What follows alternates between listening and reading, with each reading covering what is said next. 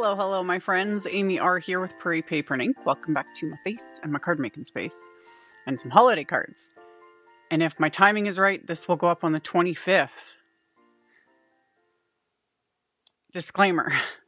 On or around the 25th of each month, and I started this back in January, I have been posting a holiday card video.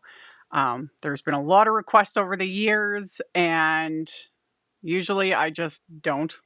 But this year, I thought I'd do it. And so far, so good. I've posted many holiday videos. I'll have that playlist linked in the end screen at the end of this video.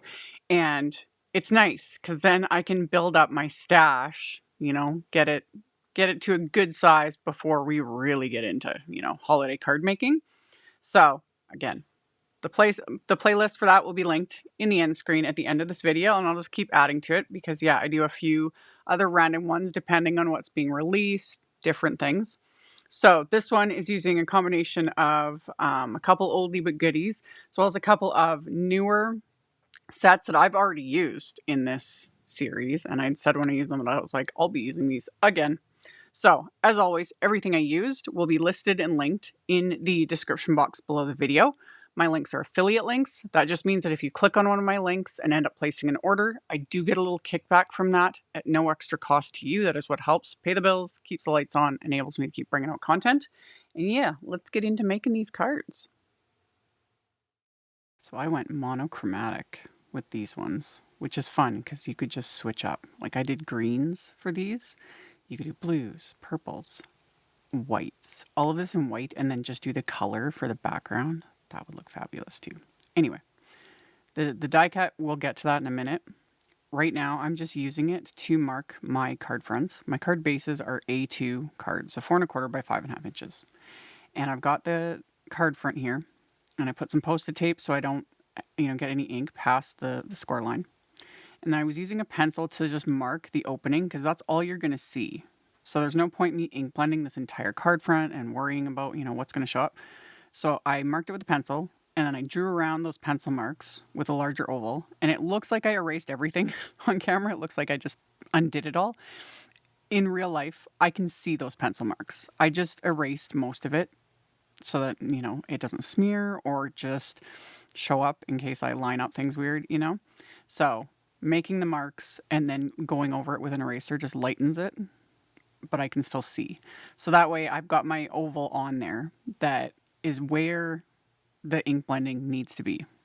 So once I've got those marked, I did it with the second piece because I realized I was like, I need to do both at the same time. It makes life easier because I'm only using one blending brush and I'm working from lightest to darkest. And for my blending, I'm using Simon Says Stamp's Pawsitively Saturated Inks, and this first shade is Spring, so my lightest shade. And I'm just blending this along the bottom of where the opening will be. And this is all going to look like a hot mess. But again, we're only going to see the part I want you to see, the nice parts. Everything else is going to get covered up. So I'm not worried about these edges or the splotchiness. None of it. None of it's going to matter. And also, these inks do smooth out as they dry. And that's what I love because your blending doesn't even need, even when you're trying to get it perfect, it doesn't need to be because when the inks dry, they just work. They just work. So the second shade was Eucalyptus, and then this final shade is Pine. So I've got them all blended on here. And I was working also on my grid paper. I don't pull this out very often anymore, but it comes in handy because I was wanting to make sure that I wasn't getting ink like on my work surface and then on the inside of the card because I do that a lot.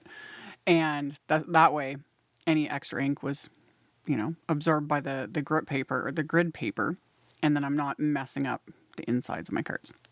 So then I pulled out the white, that's what it is, white Christmas text background sound. This one was part of the Kathy Zielski holiday class not too long ago, and it sold out super fast, and then it got restocked, and I think it sold out again, and then I used it, like I said, in my previous holiday, either the very previous one or the one before, one of them, and love it. I love me a good text background, and this one I know I'll be reaching for a lot.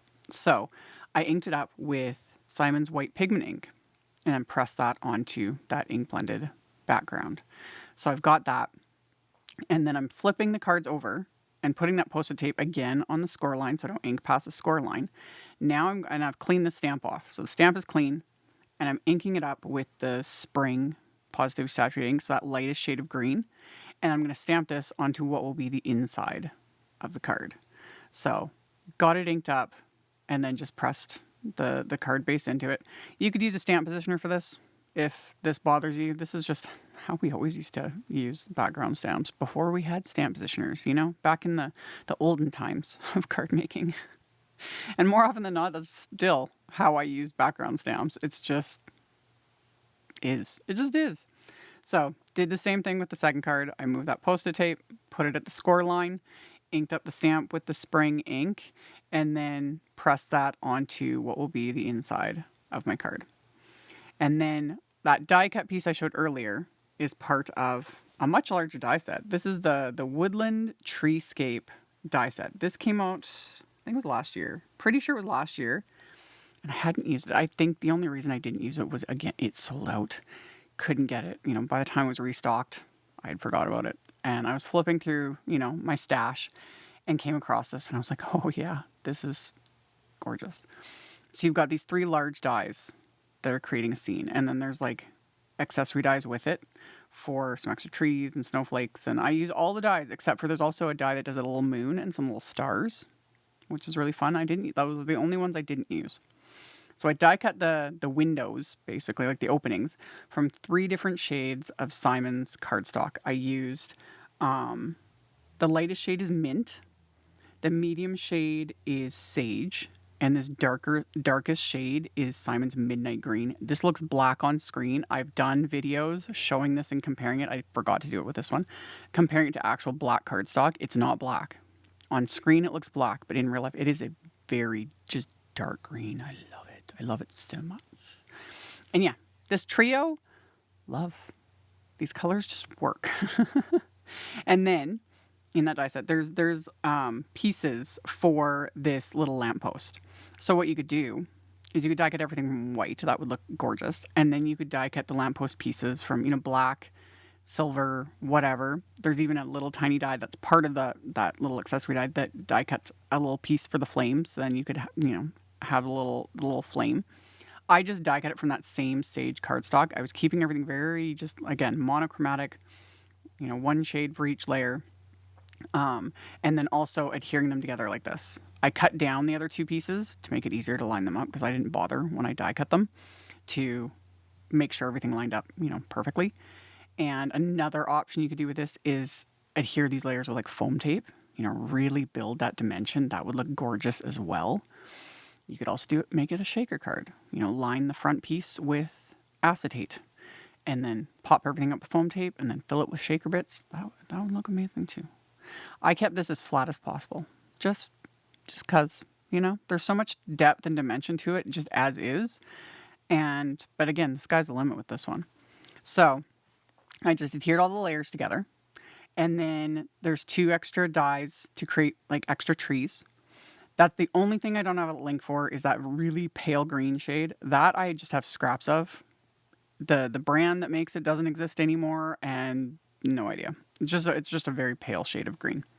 So I die cut that as well as some of the other scraps with those little trees that come in the Woodland Treescape die set and just adhered those. And the little snowflakes are also part of the die set. And I just die cut those from just scraps of white cardstock. And again, just adhering everything with liquid glue. And at the very end, I'll show like just how flat this card is. So it just makes it very malleable, you know, and it just depends on what you want to do. But again, if you really want to build the dimension, oh, it would look awesome. Just lots of foam tape. It would look so good. So anyway, after I got everything adhered, I used the Simon Says Stamp Positively Perfect white splatter. I put these in my splat box, mixed up the splatter, used my fan brush, and added a good amount of white splatter to these, you know, because it's a snowy scene, a monochromatic snowy scene. So, and like I said, you could do this like shades of purple would look gorgeous, shades of blue, gorgeous, you know, light, medium, dark, light. And again, you do it all in white, and then just the background have like a sunset or whatever, you know. So many ideas. Anyway, while the splatter was drying, I had pulled out this simple piece wafer die from CZ Design. Love it. And I die cut the words from scraps of white cardstock and the outline from vellum. And then I'm adhering them together with liquid glue to build that dimension. I had stuck 2 layers of the word together, and then I'm sticking that to the vellum. And then the third piece, I am adhering to the back. So this will pop the vellum up a bit, but this also makes it easier to adhere because then I can just put the glue on the back of the cardstock and not have to worry about tracing that vellum and trying to avoid any glue oozing out because glue shows through vellum and it's just not pretty. So I adhered all those layers together, set that aside. My splatter's dry, so I put my card base just into my Misty, and I'm using a sentiment from CZ Designs Making Spirits Bright sentiment set. And that was one of the newer ones that came out that Kathy did that class with, and that sentiment set. You guys will be seeing me use this one a lot because I love it. There's also coordinating wafer dies for the sentiments, and I'll post a link to those. But I just stamped one of the sentiments from that set on the inside of these cards with the VersaFine Claire Nocturne ink. And then I had a few more of those die cut trees because when I was doing all my die cutting, I just die cut a bunch of extras. So I decided to adhere those to the inside of my card, which ends up being quite busy with that background, but with a black pen, I'll just write right over it, you know? Why not? So adhered those little trees to the inside of my card. Once everything's adhered to the inside, then I just need to add the glue to the back of this sentiment so I can just trace that cardstock so I don't need to fiddle with that vellum. And then I'm going to pop that into place, and that's it. I decided not to add any bling, anything, because again, I kept these cards even with all the layers. I kept them as flat as possible just because I could. Bling would have been great. Foam tape would have been fun. Shaker. So many options. I like options, you know? So those were the cards. We've got all these different shades of green and then that, background, the ombre background and splatter and some vellum. Love it. So like I mentioned, links to all the things are in the description box below. Playlist will be linked at the very end if you want to check it out. Thank you all so much for hanging out with me, thumbs upping and commenting. I appreciate it. And I'll see you all very soon in the next one. Bye. Thank you so much to my amazing Patreon supporters. For anyone that might be interested in joining my Patreon community and supporting me, the link to my Patreon is in the description box below the video. For everyone else, as always, thank you all so much for taking the time to watch my videos, for thumbs upping, commenting, subscribe if you haven't, I'd love to have you. And here's a couple other videos for you to check out in case you missed them. Bye!